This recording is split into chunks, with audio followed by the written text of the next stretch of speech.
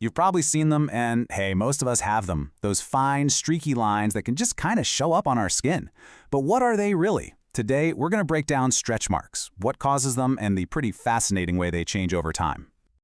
So, what are we actually looking at with these streaks? Let's just dive right in and get a clear definition. All right, first up, what exactly are stretch marks? Let's define these lines. Okay, so the technical term is a real mouthful. Atrophy dermoepidermic. But really, that just means they're linear streaks on the skin. A much better way to think about it is this. They're basically scars that form from the inside out. It happens when the deeper layer of our skin, the dermis, actually tears. And, beyond just how they look, they have a couple of key features. For one, if you run your finger over them, they often feel a bit softer than the skin right next to them. And here's a fun fact.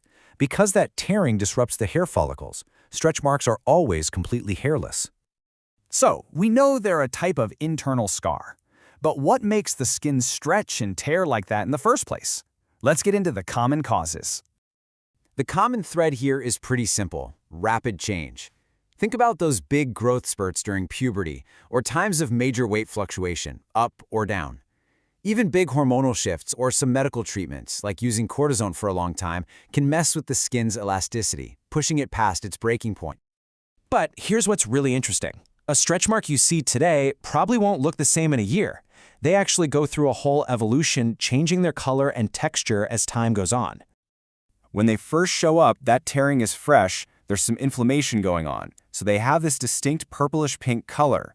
But then, over months and even years, as everything heals up and the blood vessels pull back, they lose all that color and fade into a kind of silvery white.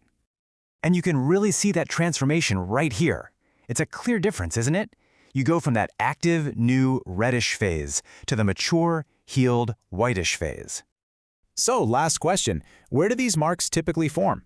As you might have guessed, they show up in the places on our bodies that are most prone to, well, stretching. We're talking about the arms, the abdomen, hips, buttocks, inner thighs, and breasts. And it's no coincidence, right? These are the exact spots that tend to go through the biggest changes during growth spurts, weight shifts, or pregnancy. So, from a deep tear to a faint, silvery line, that's the whole life cycle of a stretch mark. And it kind of leaves us with a final thought.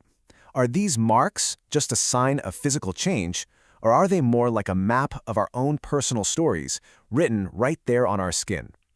Thanks for joining us for this explainer.